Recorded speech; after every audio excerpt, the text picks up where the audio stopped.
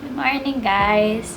Parang intro ko na to kasi palaging may something, either may mag-start ng construction, kukulog, or mag-stop yung camera. Pero anyway, it's already 1:23 p.m. Halos kakagising ko lang.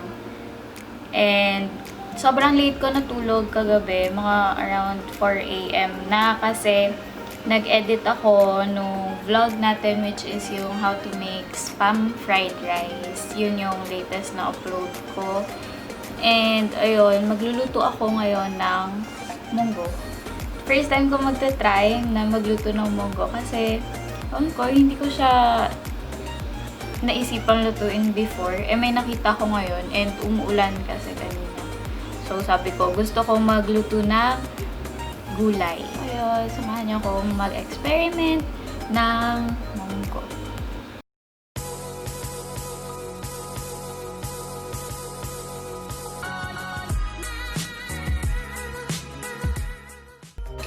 Ito na yung monggo. Kasi nag-search ako, sabi ibabad daw yung monggo.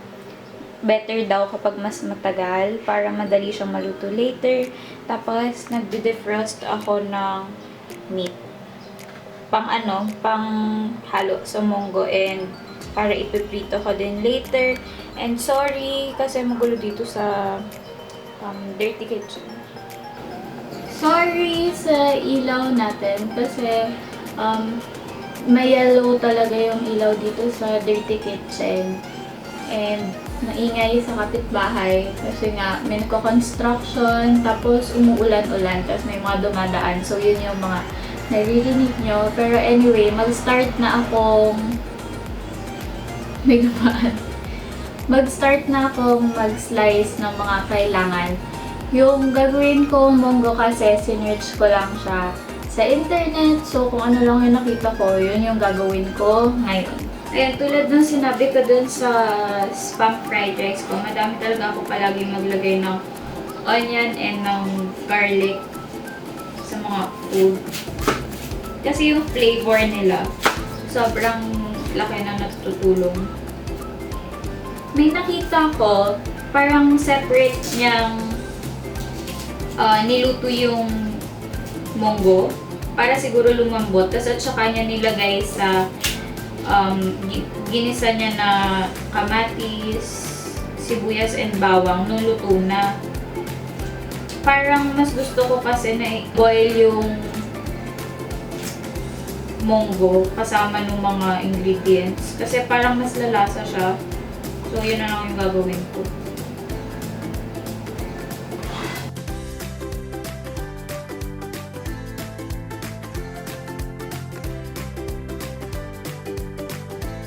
Sorry, hindi pala ako yung nakafocus kanina, yung pot. Sobrang labo talaga ng mata ko kahit naka-eyeglass ako. So, hindi ko nakikita na gano'n. Nakikita ko lang if nagre-record pa rin ba or not. Pero yun na nga. Nag-slice na ako ng sibuyas. Tapos, kailangan din pala ng kamatis. So, kumuha na din ako ng kamatis. Hindi ko talaga nakikita kung ako yung nakafocus. Pero, sana nakikita niyo yung ginagawa ko. Ayaw, makalat. Sorry. Kasi ayaw kong sa loob magluto kasi tulog pa yung kapatid ko na isa. Tulog pa yung isa kong kapatid and baka kasi magising siya kapag doon ako nag-ingay kasi nga nagpi-film ako.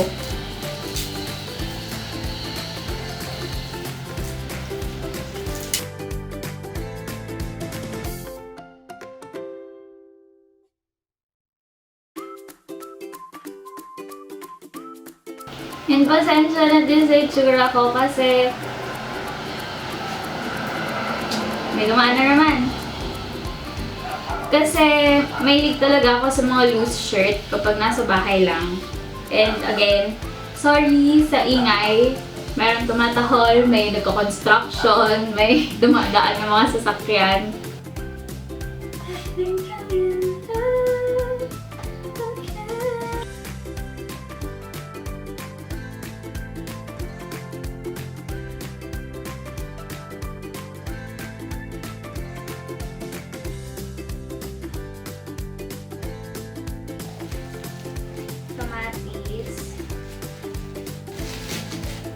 Isang buo yung sibuyas na nilagay ko and bawang. Itong kamatis, 5 peraso lalagay ko. And hindi ako naglalagay yung seeds ng kamatis sa loob. Tinatanggal ko siya kasi sabi nila nakaka-appendicitis daw. So, tinatanggal ko na lang just to be sure. Pero iba kasi sinasabi nila na nandun yung lasa. Yan siguro yung sustansya din na nandun. Pero tinatanggal ko siya. Yung iba nilalagyan nila ng shrimp yung Monggo. Pero ako, hindi ko nalalagyan. Although meron kaming shrimp sa ref. Kaso feeling ko kasi ang too much na. Kasi meron naman ng pork. Bata pa lang ako, mahilig na talaga ako magluto. Nakikigulo ako dun sa pinsan ko. Kasi dati kasama ko sa bahay din yung pinsan ko. And siya nag-culinary school talaga siya. Pag nagluluto siya, nagbe-bake, talaga nakikigulo ako palagi.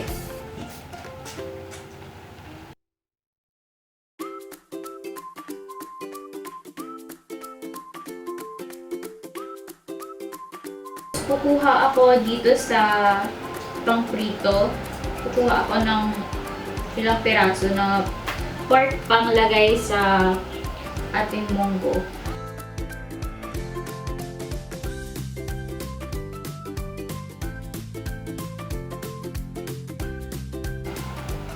Actually, madaming kulang. Wala kaming chicharon, tapos wala din kaming malunggay.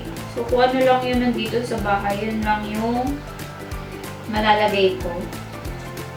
Ganitong kadami lang yung pork na kinuha ko. Tapos, 5 pieces to na kamatis. And then, isang buong isang buong head ng bawang, tapos isang buong sibuyas. Before tayo mag-start, yung karne na dinidefrost ko, lalagyan ko muna siya ng asin and ng pepper. Para mamaya, titimpla na natin siya. Kasi iiwan din muna natin siya syempre para lumasa yung asin. Ako kasi, ngayon ko lang kasi siya nailabas, pero usually kapag nagluluto ako ng pork, para crispy siya, hindi ko siya tinutubigan. Tapos, tinutuyo ko talaga siya. Tapos, at saka ko ilalagay sa ref. Tapos, magdamag doon, gano'n. Tapos, at saka ko ilalabas. Tapos, ipiprito ko siyang diretso. Kasi, kapag ka ganito na may tubig-tubig, ang hirap niyang iprito mamaya kasi magtatalsikan yung mantika.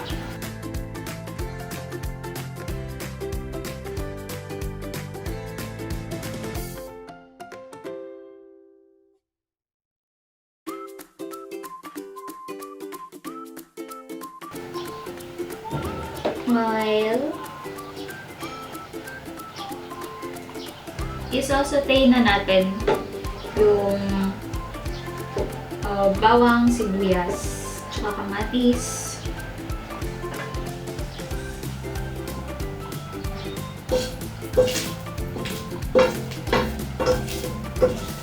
Dinidistribute ko lang yung oil.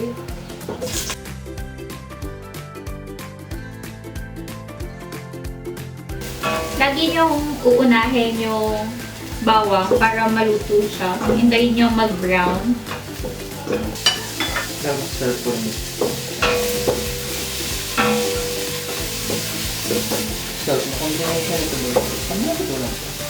Ganyan ako palagi dati. Nagpapaluto ako kay mami ng monggo. Tapos may taste ng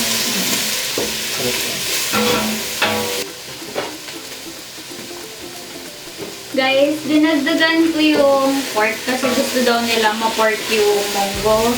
So, ayan na siya. So, yung pork natin.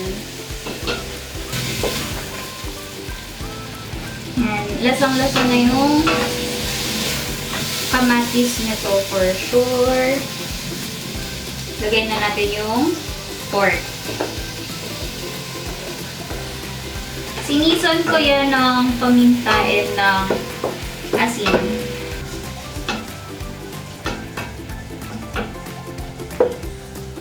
Yan, hayaan ko lang maluto yung pork kasama yung mga ingredients natin ng kaunti. Para siyang ginigisa din doon before natin lagyan ng water.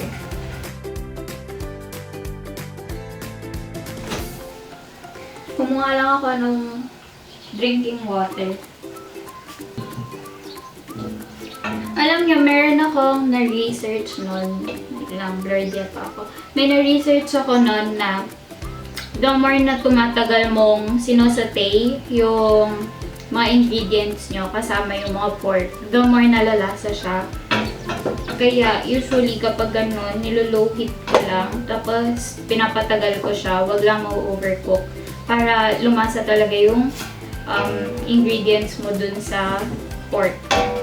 Yung mga seasonings, ganun.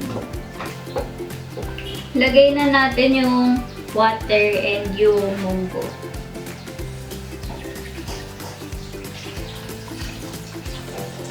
Tinatansya ko lang kung gaano kadaming water. Ito isang pack to eh. Tingnan natin kung okay lang na ilagay lahat. Yeah, okay lang na ilagay lahat.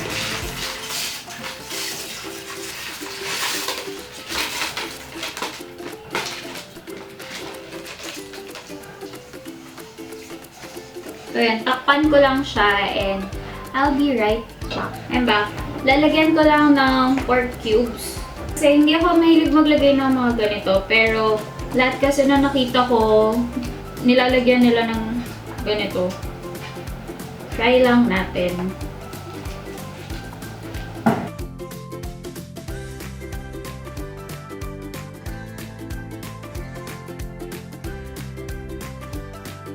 Mga 20 minutes na ang nakalipas, pero hindi pa rin siya ganun kalambot.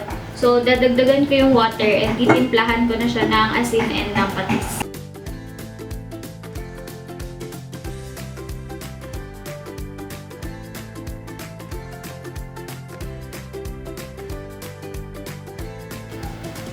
Pag nagsasalita ako, saka talaga sila pumupukpuk eh. Tama talaga. Ayan, nilagyan ko na ng patis. And lalagyan ko na ng patis and ng asin. Konti lang muna, pwede naman dagdagan mamaya. Kasi nga hindi ko naman alam yung pagtitimpla na to.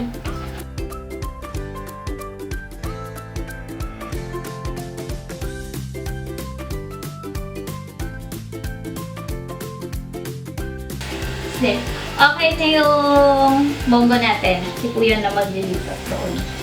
Magpaprito na ako ng pork.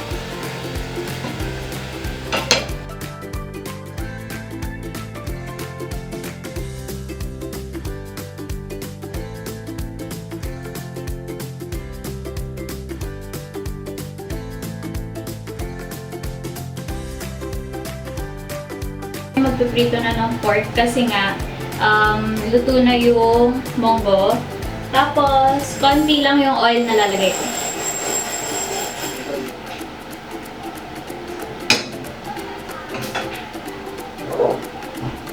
Ito yung pork. Asin lang and paminta yung nilagay ko dito.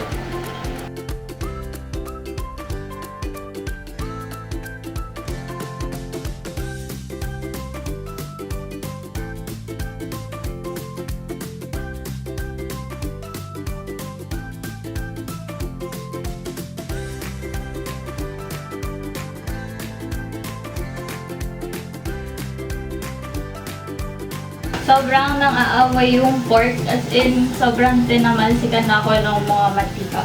Pero ayun, last na to na batch, tapos kakain na kami. So, ito yung first batch nung luto. Ayan na, luto na. Meron pang nandun sa kawali, pero nilabas ko na dito para makakain na yung mga bagets.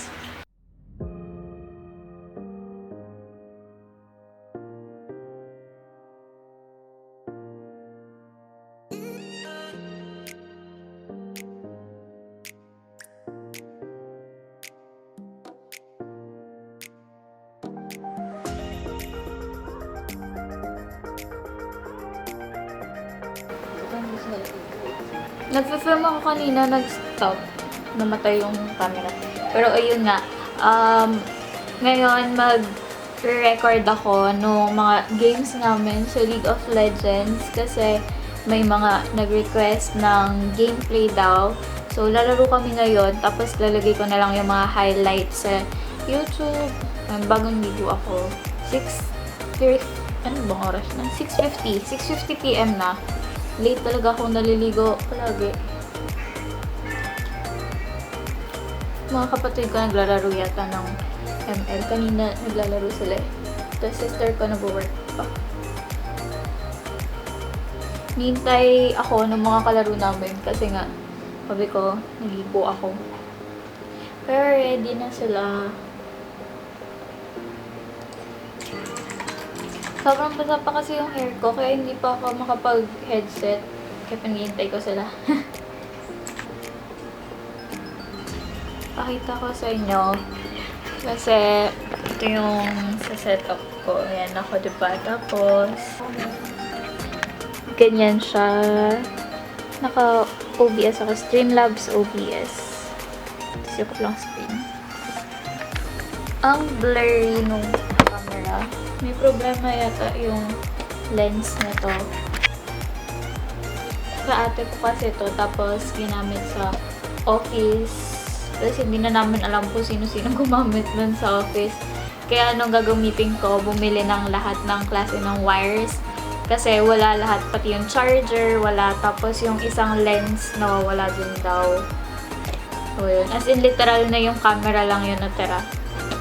Yung gaming chair ko, nasa taas. Kasi, skip na dito sa baba.